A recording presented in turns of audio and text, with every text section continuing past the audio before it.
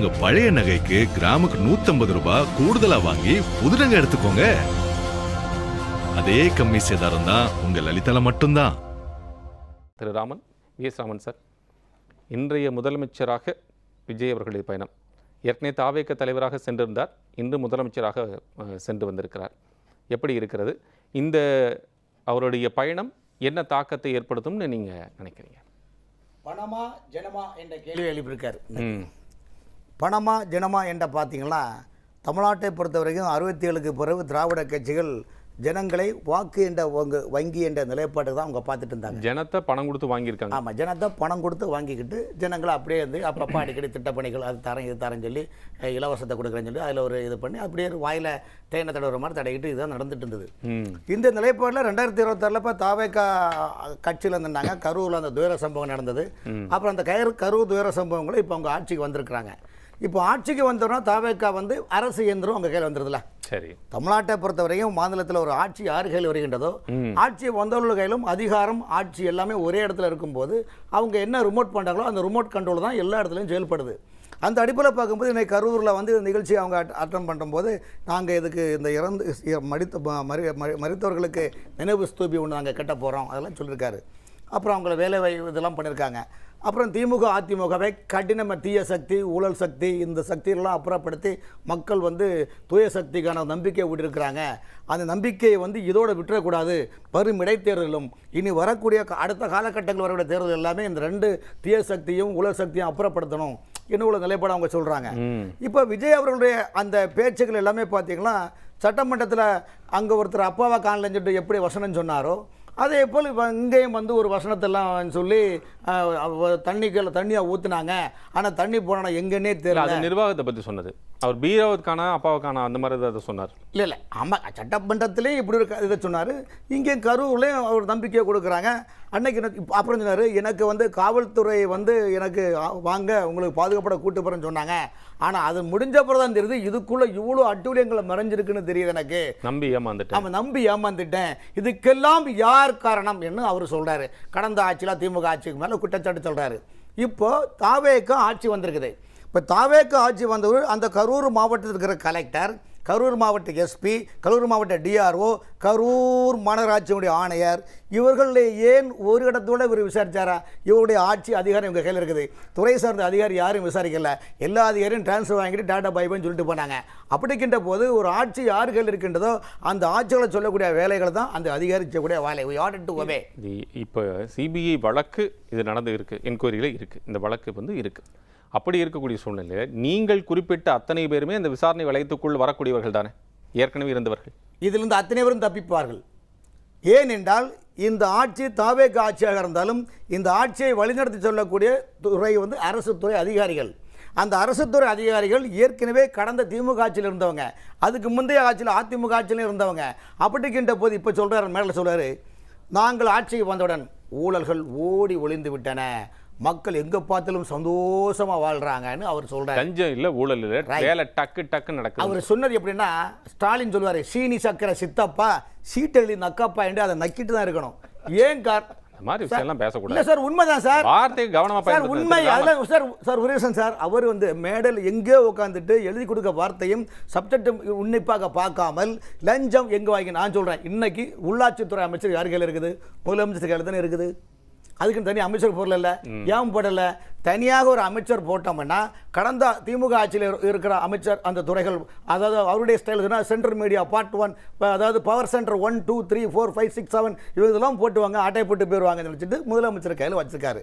இப்போ அந்த முதலமைச்சர் கையில் வச்சிருக்க நிர்வாகத்தில் அதை பராமரிக்கக்கூடிய அரசு செயலர் யார்? அந்த துறையை சார்ந்து வரக்கூடிய நகராட்சி செயலர் யார்? சென்னை மாநகராட்சி கமிஷனர் யார்? பேராட்சி இயக்குனர் யார்? டோட்போர்டு எம்டி யார்?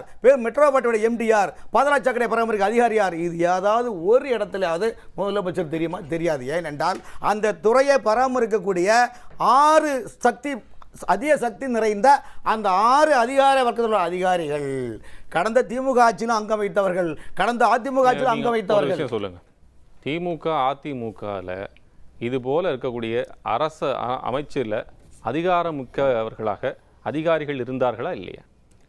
அவங்க இல்லாம வேற யாரா புதுசா நீங்க கொண்டு வந்து நியமிச்சிட முடியுமா? இல்ல சார், சீனியர் மோஸ்ட் இல்லாம ஒரு விஷயம் கேளுங்க. அப்போ நீங்கள் ஆட்சி மாறும்போது உங்களுக்கு சாதகமான அதிகாரம் மட்டும் நீங்கள் எதுக்கு வேலைக்கு வைக்கிறீங்க? எதுக்கு வேலைக்கு வைக்கிறீங்க?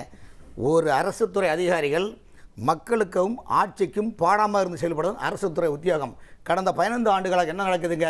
தமிழ்நாட்டில் ஒரு அமைச்சர் ஒரு குறிப்பிட்ட இனத்தைச் சேர்ந்தவர் என்றால் அந்த இனத்தை சார்ந்த அதிகாரியாக இருக்க வேண்டும். அவர் மொழி பேசக்கூடிய அதிகாரியாக இருக்க வேண்டும். புரியல, இனத்தை சார்ந்தனா அந்த சமூகத்தை சார்ந்தவரா? அவர் சார்ந்த சமூகத்தை சேர்ந்தவரையும் அல்லது அது சார்ந்த மொழி சேர்ந்தவர்களையோ அவர் சார்ந்த மதத்தை சேர்ந்தவர்கள் தான் இன்னைக்கு வரைக்கும் ஆட்சி அதிகாரத்தில் பண்ணிட்டு இருக்கிறாங்க.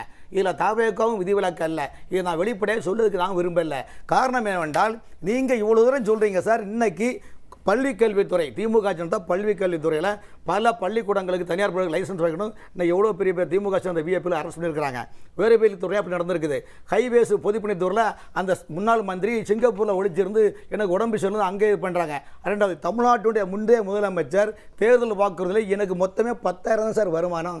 வெறும் 10,000 வருமானத்தை கொண்டு வச்சுட்டு இன்றைக்கி ஒரு குடும்பமே லண்டனில் வந்து சுற்றுலா போயிருக்காங்கன்னா இது எவ்வளோ வந்து பாருங்கள். வந்து காந்தியுடைய சத்தியசோனிய புக்கு ஒருவேளை படிக்கிறாங்களோ என்னதோ தெரியும். ஒருவேளை அவங்க வாழ்ந்த காலகட்டத்தில் அம்மா உணவகத்திலிருந்து ₹1 இட்லி வாங்கி சாப்பிட்டாங்களோ இதெல்லாம் என்ன திமுகவுடைய தொண்டர் பலம் இருக்கு. அவங்க கட்சிகள் இருந்து கொடுக்குறாங்க.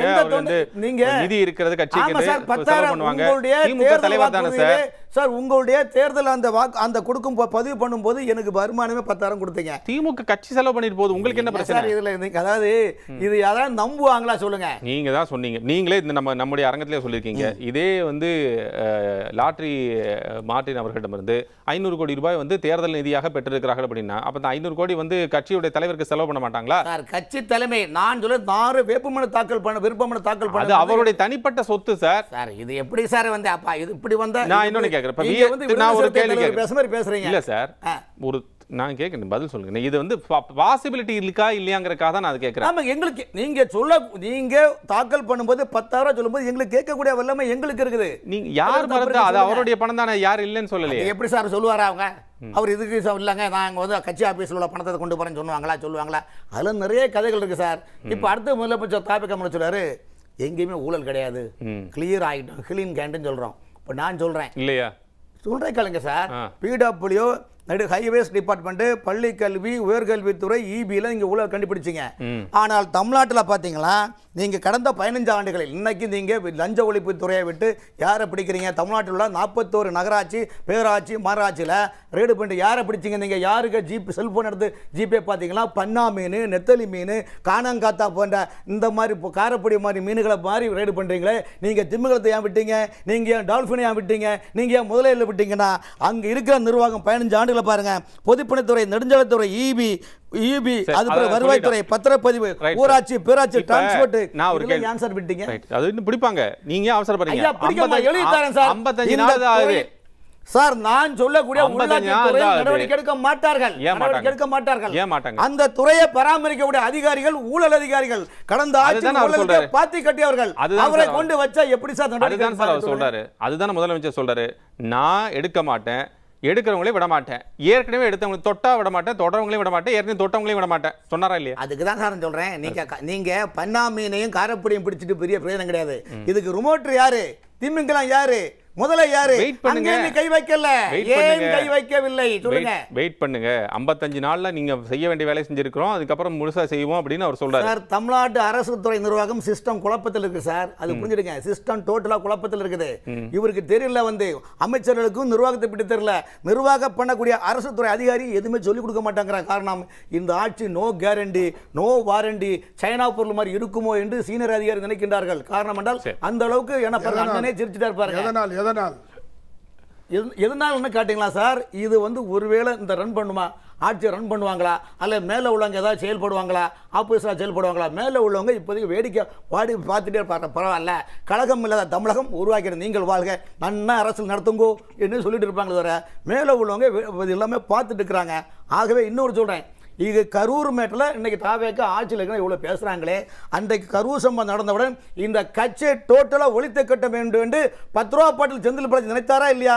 ஆனால் அந்த நேரத்தில் 10-15 நாளாக தாவேக்க தலைவர்கள் எங்கு சென்றார்கள் என்று தேடி பிடிக்க முடியாத காரணத்தில் அந்த நேரத்தில் அண்ணன் எடப்பாடி அதுக்கு தானே பதில் சொன்னாரு சார். அந்த நேரத்தில் அதுக்கு தானே நீங்க பதில் சொன்னாரு சார். வலியும் வேதனையுமாக இருந்த என்னை இருக்கட்டும், அந்த நேரத்தில் உங்களை இந்த வலியும் வேதனையும் இனிமேல் முடியாது என்ற நிலைப்படி இருந்த உங்களுடைய மனசை தட்டி எழுப்பதான எடப்பாடி, தட்டி எழுப்பி அமித்ஷா அவர்கள் தட்டி எழுப்பியவர், அண்ணாமலை அவர்கள் தட்டி எழுப்பியவர், ப. சிதம்பரம் அவர்கள் நன்றி சொன்னாங்க. வேற என்ன செய்வாங்க? நீங்க எதுக்கு செங்கலை ஒண்ணா பேத்துட்டு இருக்கீங்க? நீ அவங்களா வர்றதுக்கு இவர என்ன சார் செய்வாரு? பாத்தீங்களா? அப்ப நீங்க தமிழ்நாட்டுல பேசுறோம் சார், ஆமா, இதுக்காக நீங்க பனையூர்ல சனிக்கிழமை சந்தையை திறந்து வைப்பீங்க, நீங்க கூப்பிட்டே இருப்பீங்க, இந்த வடிவேலு இளநியாவரம்னு ஒவ்வொரு செங்கலா உருட்டிட்டு இருப்பீங்க. திமுக 2 செங்கல் வா, அண்ணா திமுக 3/4 செங்கல் பாப்போம். பாஜக வந்து சிண்டையை 2ஆ பிரிச்சு அதுக்கப்புறம் அதுல இருந்து யாரும் கட்சிக்கு பாஜக யாரும் போகல. மகாராஷ்டிரா இல்ல கேளு, எனக்கு புரியலையே. நீங்க இங்க சொன்ன அந்த கணக்கு அங்கேயும் பொருந்தும் தானே சார்? நேத்து பிறந்த குழந்தை வளர்ந்த உங்களுக்கே இப்படி இருக்குன்னா 100 ஆண்டு காலம் சங்கத்தின் RSS கட்டுமாப்பாக இருப்பது இயக்கம் என்ன சார் சொல்லுங்க? இல்ல சார், எனக்கு புரியல. இல்ல நீங்க அப்ப அது நீ செய்யற நியாயம் சொல்றீங்க சார். நேத்து பிறந்த குழந்தை தாவேக்க என்பது நேற்று பிறந்த குழந்தை, நேற்று பிறந்த குழந்தைக்கு இப்படி ஆள வேண்டும், வாழைய உலக ஆள வேண்டும் நினைக்கிறீங்க. நீங்க பிரீசிடென்ட் செட் பண்றீங்க, அவங்க அதை ஃபாலோ பண்றாங்க, ஒத்துக்கலாமா? அப்படிலாம் கிடையாது சார். பின்ன எப்படி ஒரு சிஸ்டம் உங்களை சொன்னா சரியாருன்னு சொல்றீங்க, அவங்க சொன்னா சரிங்கிறீங்க. நாங்க 100 வருஷம் அவங்கங்கறீங்க. முதலமைச்சருக்கு யாருமே இந்த துறையை பற்றி உங்களால 2 வருஷம் ஆன நாட்டிக்கு உங்களால ஒத்துக்க முடியல, அதான் உண்மை. அது எப்படி சார்? இது எப்படி சார் நீங்க வந்து இவரு ஏங்க ஒரு அதிமுக, அதாவது வரம் கொடுத்தவங்களே சுரண்டு கை சுண்டி காட்டுற மாதிரி இன்னைக்கு அன்னை எடப்பாடி பழனிசாமி அந்த ஆதரவு குரல் கொடுக்காட்ட உங்க நிலைமை என்ன இருக்கு சார்? இன்னைக்கு ராமன் சார், கரூர் விவகாரத்தில் அந்த துயர சம்பவத்தில் இன்னும் தாவேக அரசு உண்மையான களப்பணிகளை துறை சார்ந்த அதிகாரி கொடுக்கவில்லை. நம்பர் 1 காரணம் என்ன? அந்த ரோடு குறுகலான சாலைகள், அந்த ரோடு ஏற்கனவே கரூர் முன் நகராட்சியாக இருந்தது, மாநகராட்சி ஆக்கியிருக்காங்க. ஆனால் சாலைகளின் இருபுறங்களிலும் மழைநீர் கால்வாய் உடைந்து மூடியே இல்லாமல் இருந்திருக்கு. அப்போ அந்த சம்பவம் நடக்கின்ற போது மக்கள் தங்களுடைய உயிரை காப்பாற்றிக் கொள்ள அங்கும் சிதறி ஓடுகின்ற போது அதில் பல காயங்களும் பல உயிர் இழப்புகளும் அந்த கால்வாய்களை விழுந்துதான் இறந்து உள்ளார்கள். இது பற்றி இதுவரைக்கும் எந்த அதிகாரியும் துறை அதிகாரி ஏன் வெளிச்சத்தில் கொண்டு வரவில்லை என்றால் அந்த துறைக்கு ஹெட் குவார்ட்டர்ஸில் இருக்கிற பாஸ் ஆன தலைமை பீடத்தில் இருக்கிற அந்த உயர் அதிகாரிகள் தான் இன்று இந்த ஆட்சியில் அமர்ந்து கொண்டிருக்கின்றார்கள். இதை நான் இளையமறை காயமுறை சொல்லுகின்றேன். அதுக்குள் நிறைய சூட்சமாக இருக்கின்றது. உங்களை ஏதாவது கூப்பிட்டு விசாரிச்சாங்க, நீங்க கண்டிப்பா தான் சொல்றேன். என்ன கூப்பிட்டு விசாரிச்சாங்க, நான் தாரங்க கூப்பிட்டு இந்த விவரத்தை ஏன்னா இல்ல ஏன் சொன்ன இந்த அவங்க இதுக்குள்ளதான் விழுந்து இந்த மாதிரி ஆச்சுங்கிற ஒரு கருத்து சொல்லிங்களே, இந்த கருத்துக்கும் இந்த நம்ம தொலைக்காட்சி விவாதத்துக்கு எந்த சம்பந்தம் கிடையாது. ராமனோட திமுக ஆட்சிக்கு எவ்வளவு பெரிய குற்றச்சாட்டு அங்க என்ன நடந்திருக்கு என்ன தெரியும் சார். வந்து ஒரு துறை சார்ந்த அதிகாரிகள் உண்மை சம்பவத்தை வெளிச்சத்தில் காட்டவில்லை. ரைட். அந்த கேள்வி சப்போஸ் வந்து இதன் வாயிலாக அதிகாரிகளுக்கு ஒரு விண்ணப்பத்தை கூட வைப்போம். நீங்க ஏதாவது கேள்விகள் இருந்தா திரு ராமன் அவர்களை கூப்பிட்டு உங்க பழைய நகைக்கு கிராமுக்கு 150 ரூபாய் கூடுதலா வாங்கி புது நகை எடுத்துக்கோங்க. அதே கம்மி சேதாரம் தான் உங்க லலிதால மட்டும்தான்.